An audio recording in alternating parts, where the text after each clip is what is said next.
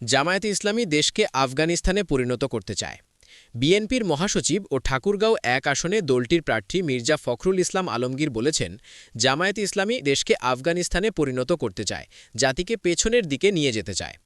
আজ সোমবার বেলা 11:30টার দিকে ঠাকুরগাঁও সদর উপজেলার ঢোলারহাট এলাকায় নির্বাচনী সভায় তিনি কথা বলেন।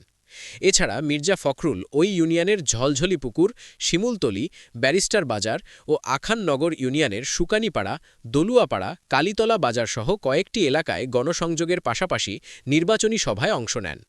মির্জা ফখরুল বলেন, জামায়াতের আমির সাহেব নাকি মহিলাদের বিরুদ্ধে কথা বলছেন, বাজে কথা বলছেন। আমি ডিটেল জানি না সত্য নাকি মিথ্যা, তবে তিনি যদি কথা বলে থাকেন তবে অন্যায় করেছেন। মহিলারা কখনোই এটা মেনে নিতে পারবে না।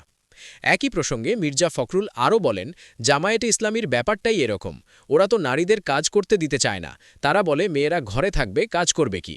যেসব নারী গার্মেন্টসে কাজ করেন তাদের বলে দিয়েছেন ৫ ঘন্টার বেশি কাজ করতে পারেন না। কাজ না করলে তারা খাবে কি?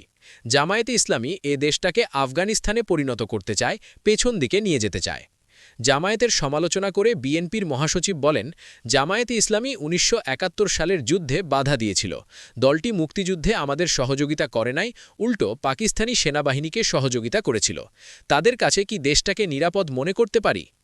দেশে একটা নতুন সুযোগ দেখা দিয়েছে এমন বার্তা জানিয়ে মির্জা ফখরুল বলেন, সুশাসন, ন্যায় বিচার, ইনসাফ, হিন্দু মুসলিম ঐক্যের দেশ হিসেবে আমরা দেশকে গড়ে তুলতে চাই। এ কারণে এবারের নির্বাচনকে আমরা অনেক গুরুত্ব দিচ্ছি। ১৯৭১ সালে জামায়াতের ভূমিকা তুলে ধরে বিএনপির এই নেতা বলেন, ৭১-এ আমরা যুদ্ধ করেছিলাম, সেই যুদ্ধে লাখ লাখ মানুষ শহীদ হয়েছে। ১ কোটিরও ওপরে মানুষ ভারতে চলে গিয়েছিল। সেই সময়ে পাকিস্তানি হানাদার বাহিনীর সঙ্গে যোগ সাজশ করেছিল একটি রাজনৈতিক দল, সেটি হলো জামায়াতে ইসলামী। এটা বলতে কি আপনারা ভয় পাচ্ছেন? ভয় পাবেন না। ভোটারদের উদ্দেশ্যে মির্জা ফখরুল বলেন, আমি আপনাদের কাছে ভোট চাইতে এসেছি, খালি হাতে আসি নাই। আমরা ঠাকুরগাঁওয়ে মেডিকেল কলেজ ও বিশ্ববিদ্যালয় গড়ব, বিমানবন্দর চালু করব, আমাদের ভাই বোনদের চাকরির জন্য কল কারখানা গড়ে তুলব, একটি ইপিজেড গড়ে তুলব, সনাতন আর মুসলিম ভাই বোনদের মধ্যে সম্প্রীতি তৈরি করে ঠাকুরগাঁওকে একটি মডেল অঞ্চলে তৈরি করব। গণসংযোগে জেলা বিএনপির সাবেক সভাপতি সুলতানুল ফেরদৌস, সাবেক যুগ্ম সমন্বয় সাধারণ আনসারুল হক ও রুহিয়া থানা বিএনপির সভাপতি উপস্থিত ছিলেন।